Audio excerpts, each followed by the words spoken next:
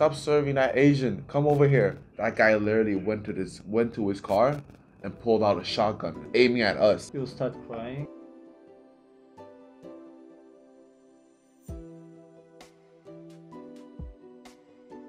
Hi Omar, thank you for coming again.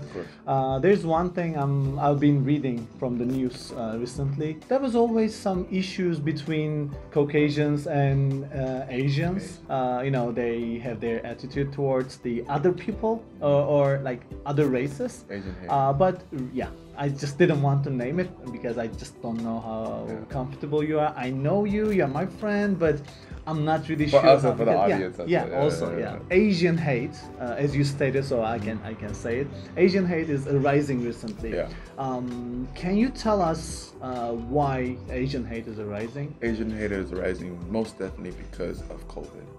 Definitely because of COVID. And I think this all started way before COVID. You know, because I feel like racism is rooted in the States. Because United States is not a country where you have an exact race. In the United States, there's definitely mixed race. There's Asians, Caucasians, Black people, Mexicans, and you know, not only like just Asian, Chinese. There's Koreans, Vietnamese. So it's very, very, very complex in the States. Yeah, very, very diverse. Exactly. So this is one of the reasons that there's racial discrimination. Black people, they start because how they started slavery and stuff.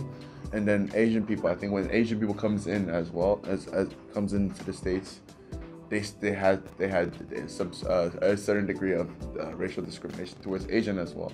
But then I feel like right now it's rising because now black people are fighting for themselves, and because they know they protect themselves. No, that people can take advantage of that. Can we say that Black people are more united than Asians?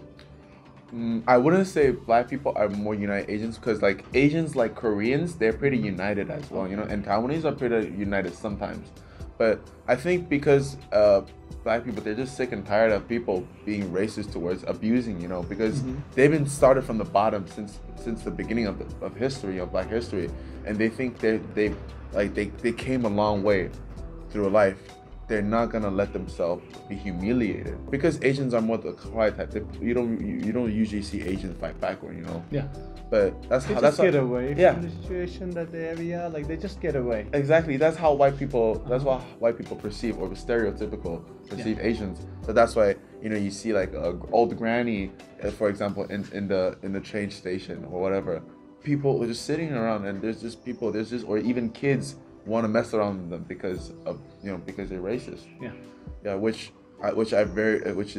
Which just annoys me, you know. It's just how immature, no matter you're a kid or what, it's just not the right thing to do. Yeah, if they're just doing this, there's really a problem with their history education, because like that is not their country, as they state, because they came later too. So they just don't know anything about their country either. Yeah.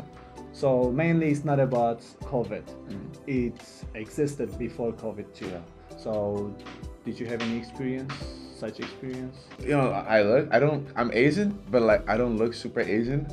I look like I'm either Mexican or whatever. Like I don't look Asian. And you're a big guy, like nobody wants to be nice. That's what they say. But you know, all my friends, like all my friends in Taiwan, they're all Asians, right? Yeah. And we always, because we grew up since like middle school, high school, and then whenever we're like, because we all study in the States, and most of us are in California. Some of them, like a couple of them, are on the East Coast. So we always like every break we'll always gather in LA or somewhere else, you know, to just have fun and just relax, you know, reunite, right? On that trip, you know, I was with my childhood friends. They're all Asians, you know. So we're just walking. It's called Skid Row in LA, and this is where homeless people comes. This homeless person he would just walk by us, and then he literally just said, yeah. And then my friend was like, tried to grab you. My friend was like, you too, and then like, you're homeless, and then we just walked away. It just happens, like it happens pretty often in the States. But that is more direct approach. But let's say for a more indirect approach, they won't name it. You just feel it. You just experience it. Or even in restaurants, the attitude they give you, you know. Like you can see, well, why they serve like the same server like saving like table A with a great attitude smile, but like serving our table was just, you know, like a mean, angry face, you know, like we owe her money or something. Dine and leave. Yeah. Not without like directly saying racist stuff, but you can feel the energy that negative energy that they don't vibe with you. Okay. Yeah. Do you feel similar thing in Taiwan too? I've never. That's the thing that I'm very grateful for. Yeah, like you had a lot of bad experiences, mostly by feeling, mentally. But recently the cases got violent. So have you had any violence? Yeah. But I'm like this story where I wasn't involved, but I was there. I like there was no fights. Okay. So how it happened? Just like we were at IHOP. IHOP is basically the Yonghe Dojang of the United States, where they get like American breakfast too. So it was around 12 a.m., 1 a.m. We're just like having a late night supper and stuff, and this server was serving us, and then the other, because at like around midnight there weren't a lot of customers, so there's only, I think there was only like 2 servers for the night. Yeah, it's just not like Yonghe Dojang, because Yonghe Dojang has a lot of customers in the midnight. Exactly. Okay. Exactly. Sorry for interrupting. So the other table was being impatient, right? So he saw like one of my friend Jerry, he's Asian, and then he was like, and he was drunk, you know, so he was drunk, and he was like, stop serving that Asian, come over here.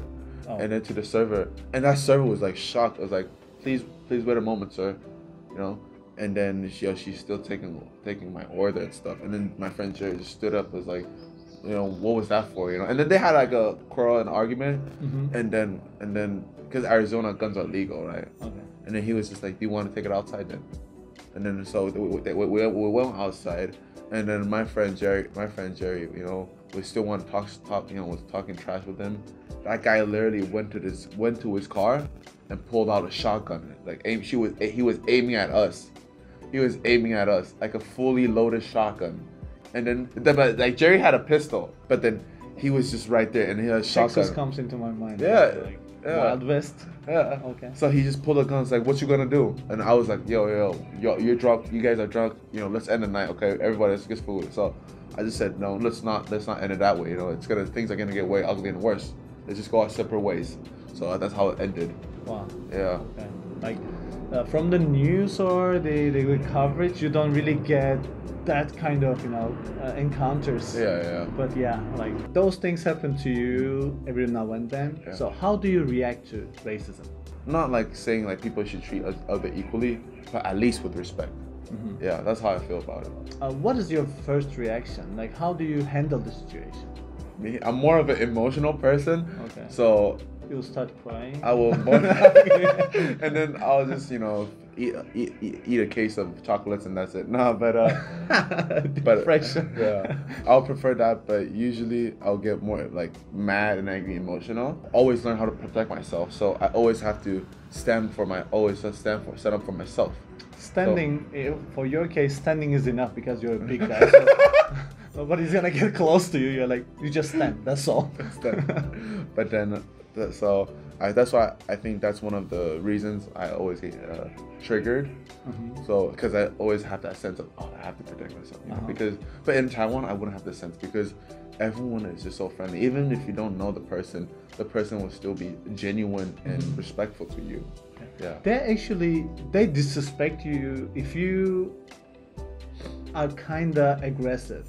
So they won't like you if you're aggressive in Taiwan. Yeah. But in the US, you have to be aggressive. If you are not aggressive, they will be just like, okay, he's just like, exactly. They won't like you if you are not aggressive. Yeah. So, yeah. This is what I don't like, and probably one of the things that I wish that I would change. You know? So like for a long time, there's like Black Americans, African Americans issue, and people react quite sometimes violently, like quite a lot for this matter, like Black Lives Matter and those kind of things. They start campaigns and a lot of things. But this violence and those crimes are also against Asians. Do you think authorities or people care about Asians too, or as much as they care about African Americans? I would say right now, yes, because because not because of a bias, you know, because Black people or African Americans, they're making the most out of it. They're going out protest. They're using social media. They're using broadcasting, whatever, every the way to let people know awareness of racism. And I think that is why, you know, people around the world are started to see Asian hate, to understand about it. But then it's actually been exists for a long period of time. But I just feel like Asians are not as good as African Americans for fighting for themselves. You know, they're more quiet and more reserved. You know, which I don't think it should be. You know, I think we have to protect ourselves as Asians. You know, or as no matter what, like as human beings, we should protect ourselves.